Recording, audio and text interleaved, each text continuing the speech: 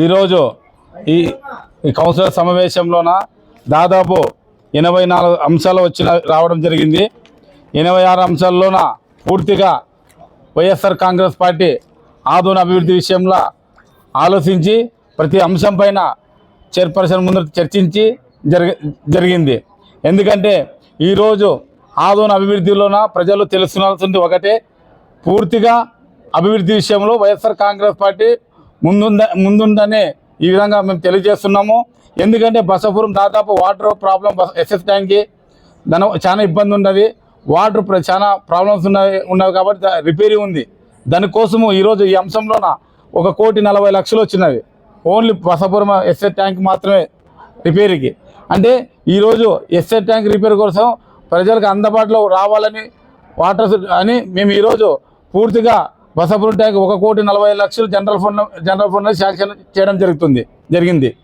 అదేవిధంగా రోడ్లు కానీ డ్రైన్లు కానీ సంబంధించిన ప్రతి అంశాలపైన వార్డు అభివృద్ధి పైన కూడా అన్ని అంశాలపైన శాంక్షన్ చేయడం జరుగుతుంది.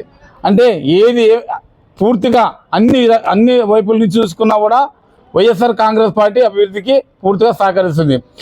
మేము ఏమంటున్నామంటే ఈరోజు ఎమ్మెల్యే గారు ప్రజలకు పోయినప్పుడు కానీ మీడియా ముందు కానీ వైఎస్ఆర్ కౌన్సిలర్ సహకరించడం లేదు, వైఎస్ఆర్ కౌన్సిలర్ అడ్డపడుతున్నారని ఎమ్మెల్యే గారు చెప్పడం జరుగుతుంది.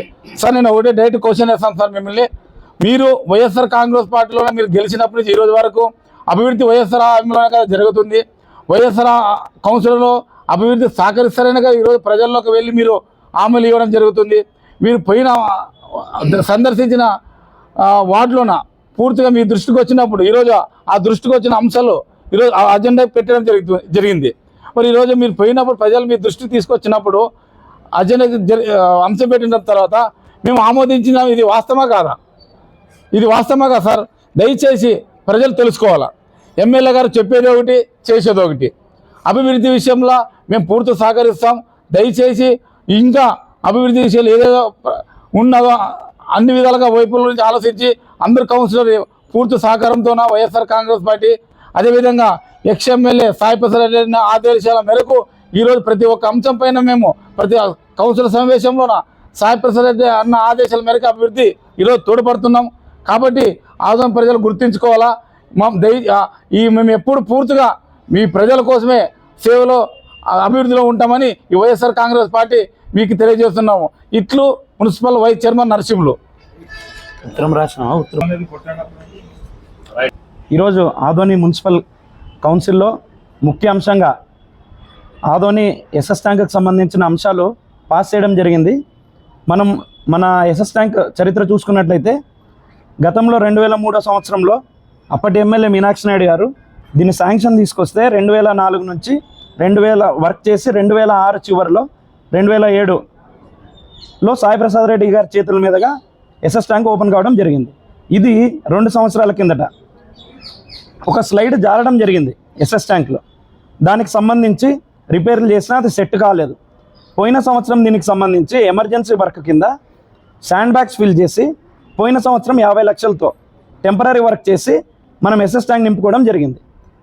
అది అయిన తర్వాత జూన్ నెల నుంచి అంటే ఆల్మోస్ట్ ఒక 7 నెలల కింద నుంచి మనకు సమయం ఉన్నా దీనికి సంబంధించిన స్పెషల్ గ్రాంట్స్ పైనుంచి తీసుకురాక ఈరోజు డిసెంబర్ నెల వచ్చింది. ఇంకో 2 నెలలే నీళ్లు కెనల్లో వాటర్ ఫ్లో అయ్యేది. దాని తర్వాత నింపుకోవడానికి కూడా ఈరోజు ట్యాంక్ అనుకూలంగా లేదు, సగం ట్యాంక్ నిండడానికి కూడా అనుకూలంగా లేదు. దానికి సంబంధించి ఈరోజు మళ్ళీ టెంపరీ వర్క్స్ చేయాలని చెప్పేసి దాదాపు 1,50,00,000 రూపాయలు శాంక్షన్ చేయడం జరిగింది. కాబట్టి వైఎస్ఆర్సీపీ కౌన్సిలర్లు దీన్ని ముందు చర్యగా భావించి ఈరోజు మేము చేయడం జరిగింది.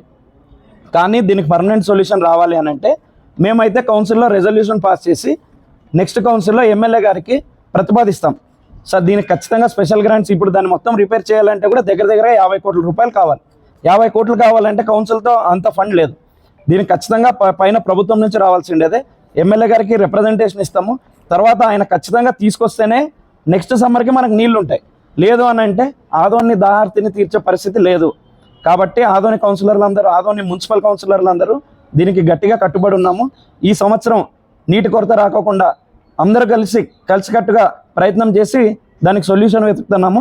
తర్వాత కూడా ఈ ముందు కూడా ఆదోనికి నీటి కష్టాలు రాకోకుండా ఉండే దాంట్లో కౌన్సిలర్లందరి సహకారం ఉంటుందని తెలియజేస్తా ఉన్నాం. సార్ ఇది కోటి 50 లక్షలు అన్నారు కదా, ఏ నిధులు సార్ ఇది?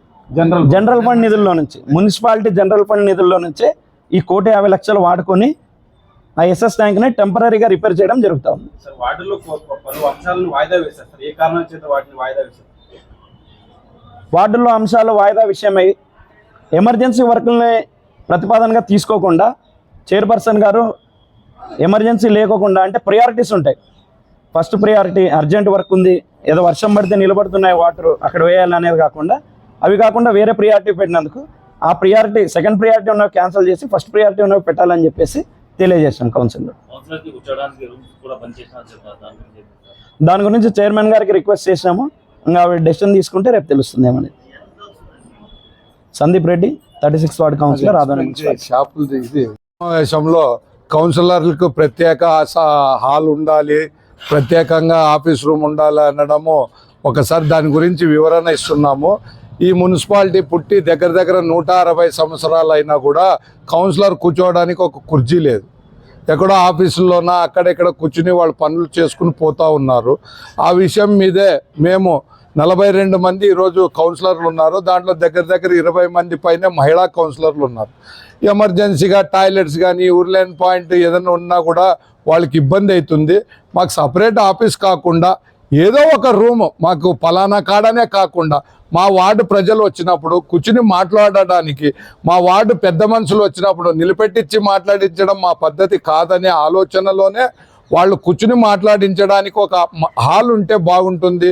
దాంట్లో షుగర్ పేషెంట్లు, బీపీ పేషెంట్లు ఉంటారు, వాళ్ళకి ఇచ్చే గౌరవము ముందు జాగ్రత్తని ఆలోచించే మేము హాల్ కోరుతున్నాం. కానీ లేకుంటే ఇప్పుడు 3.5 సంవత్సరాల తర్వాత మేము ప్రత్యేక కౌన్సిల్ హాల్ కోరడంలో మా వేరే ఉద్దేశం లేదు. పట్టణ ప్రజల ఆరోగ్యం అవసరాలు ముందు జాగ్రత్తల మీదనే మాకు ఒక సపరేట్ కూర్చోవడానికి ఏదో ఒక రూమ్, మేమే పలానా రూమ్ అని అడగడం లేదు. ఎక్కడో అక్కడ ఒక రూమ్ కేటాయించి మా ప్రజలు వస్తే కూర్చుని మాట్లాడడానికి అవకాశం ఇవ్వాలని చైర్మన్ గారిని, కమిషనర్ గారిని, సంబంధించిన అధికారులను వేడుకుంటున్నాను. 3.5 సంవత్సరాలు అసలు ఎప్పుడు కూడా అడగలేని విషయాన్ని ఇప్పుడు అడిగింది. 3.5 సంవత్సరాలు అడగలేదనడానికి అప్పుడు చైర్మన్ మేము ఒక అవగాహన మీద మా పార్టీ చైర్మన్గా ఆయన పోతుండేది. అక్కడ మేము కూర్చున్నా లేచినా మాకు ఇబ్బంది ఉండేది కాదు. ఇప్పుడు ఈ మధ్య కాలంలో జరిగిన తర్వాత కొంతమంది కౌన్సిలర్లు బీజేపీలో పోవడం అయింది. చైర్మన్ కూడా మాకు అందుబాటులో లేనందుకు చైర్మన్ రూమ్ ఎప్పుడు తాళం వేసి ఉంటున్నారు. మరి అక్కడ మా పట్టణ ప్రజలు, మేము కౌన్సిలర్లు ఏదైనా మాట్లాడుకోవాలంటే ఇబ్బందికరంగా అయినందుకు ఈరోజు మేము ప్రత్యేకంగా కూర్చోవడానికి ఒక రూము, అదేం కౌన్సిల్ హాలో, వైస్ చైర్మన్ హాలో, ఇంకొక హాలో కాకుండా మా వీధి ప్రముఖులు వస్తే కూర్చొని మాట్లాడడానికి సౌకర్యం కోరుతున్నాం. మేము మున్సిపాలిటీ చరిత్రలో 160 సంవత్సరాలు చెప్పారు కదా సార్. అప్పటి నుండి ఇప్పటి వరకు ఎప్పుడైనా అలాంటి ఏర్పాటు చేసింది ఏమైనా గతంలో? అప్పటి నుంచి ఇప్పటి వరకు అలాంటివి ఏమి ఏర్పాటు చేయలేదు. కానీ చైర్మన్ అనుకూలంగా జరిగిపోయేది. ఎప్పుడు ఏ చైర్మన్ ఉన్నా, నేను 4వ చైర్మన్ ఇప్పుడు చూసేది, ఎప్పుడు కౌన్సిల్ హాల్కి తాళం వేసింది లేదు. గత 6 చైర్మన్ ఛాంబర్కి తాళం వేసింది చూడలేదు. గత 6 నెలల నుంచి కొత్త పద్ధతి వచ్చినందుకు మాకు ఇబ్బందిగా ఉంది. మాకన్నా పెద్ద ఇబ్బంది ప్రజలకు ఉంది అని కోరుతున్నాం, అంతే, ప్రజల కోసము. అది వాళ్ళ పెద్దోళ్ళకే తెలుసు. దాని విషయంలో మేము అవన్నీ మాట్లాడము. మేము ఆదోని పట్టణ ప్రజలు మున్సిపాలిటీకి వస్తే కూర్చుని మాట్లాడడానికి ఒక వెయిటింగ్ హాల్ అడుగుతున్నాం, అంతే. నా పేరు వైజీ బాలాజీ, 28వ వార్డు కౌన్సిలర్.